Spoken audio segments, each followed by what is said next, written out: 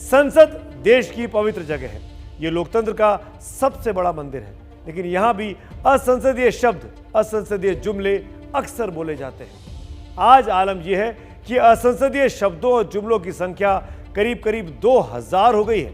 संसद में उन लोगों, संगठनों, संस्थाओं का नाम लेने की इजाजत नहीं होती है जो सदन के सदस्य नहीं है। साथ ही जो लोग अपने खिलाफ लगे आरोपों का जवाब देने के लिए मौजूद नहीं होते, उनका भी नाम नहीं लिया जाता। संसद में पप्पू के बाद बाल बुद्धि सांसद बोलना भी अब असंसदीय हो गया है। इतना ही नहीं, 2G, 3G और जीजा जी ये कहकर भी संसद में तंज अब नहीं कसा जा सकता। 20 मई 2014 को जब संसद की सीढ़ियों पर प्रधानमंत्री नरेंद्र मोदी चढ़ रहे थे, तो उससे पहले संसद के सजदे में वो वैसे ही झुक गए जैसे कोई भक्त मंदिर में अपना सिर झुकाता है। ये बताने के लिए काफी है कि संसद की मर्यादा क्या है, लेकिन ये मर्यादा अक्सर तार-तार हो जाती है जब इसके सदस्य ही असंसदीय भाषा का इस्तेमाल करते हैं।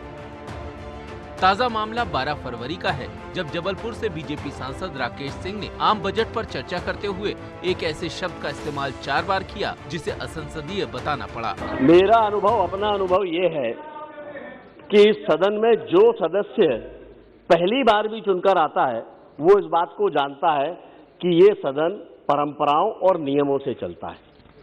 लेकिन अगर कोई 4 बार के चुन के आया हुआ सांसद अगर इस बात को नहीं जानता, तो ये सदन की गलती नहीं है महोदय, लेकिन वो नहीं जानता, चलेगा, हमें इसमें ऐतराज नहीं है।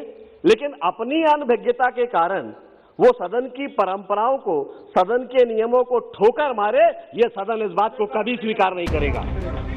इस पर छोटा हंगामा हुआ और स्पीकर के आदेश पर उस शब्द को कार्यवाही से हटा दिया गया।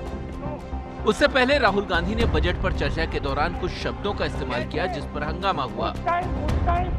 नाम सब जानते हैं। अब भले ही आपके घरों में हम दो हमारे दो, एक ही परिवार, 2 बच्चे, दीदी, जीजा जी जैसे शब्द पारिवारिक रिश्तों को तय करते हैं, लेकिन संसद की कार्यवाही से इनको निकालना पड़ा। हम दो हमारे दो। लोग इस प्रकार की टिप्पणियां करते हैं जैसे हम लोग कभी बंद कमरों में भी नहीं सोच सकते थे। उस तरह की टिप्पणियां सार्वजनिक की जाती हैं और उसको लाइक्स दिलाए जाते हैं। जाहिर तौर पे इससे लोकतंत्र का मिजाज लहलुहान होता है।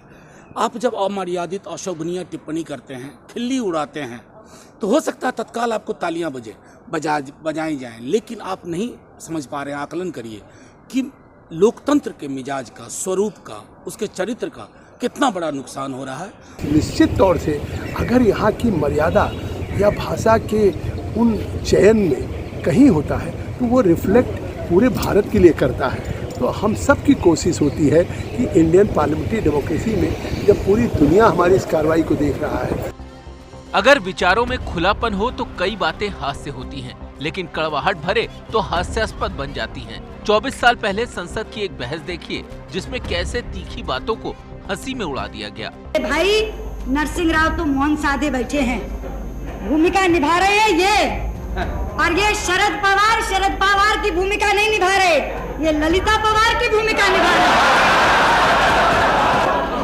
मैं भाई शरद यादव से कहना चाहूंगी, Lalita Pawar, what is unacceptable? If it is her experience about him, why to be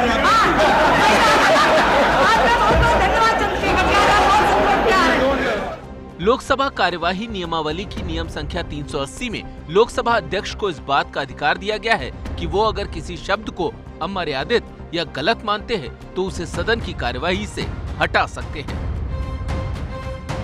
यानी दोनों सदनों के सांसदों का ये मानना तो जरूर है कि संसद भवन में कोई भी बात मर्यादा के दायरे में रहकर ही की जानी चाहिए, क्योंकि संसद भवन पहुंचने वाले सांसद देश के 130 करोड़ से ज्यादा लोगों का प्रतिनिधित्व तो करते ही हैं। उसके साथ ही देश के संसद में कही जाने वाली बात सिर्फ देश ही नहीं बल्कि दुनिया भर में देखी और सुनी जाती है, और अगर भाषा अमर्यादित होती है तो उससे देश की छवि को भी नुकसान पहुंचता है और संसद की गरिमा भी गिरती है। सहयोगी प्रशांत वर्मा के साथ अंकित Gupta, ABP news, Delhi.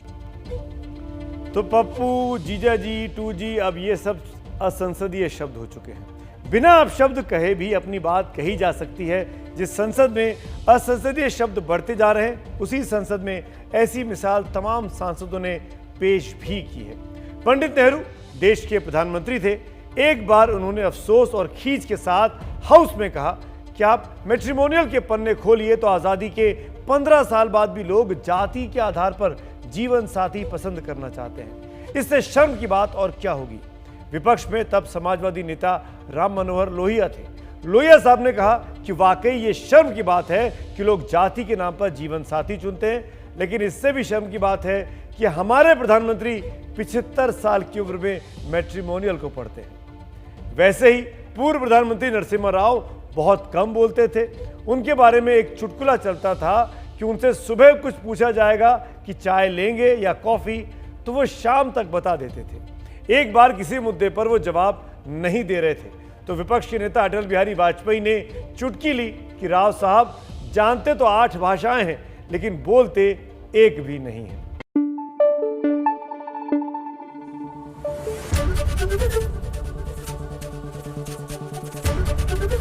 ABP news आपको रखे आगे।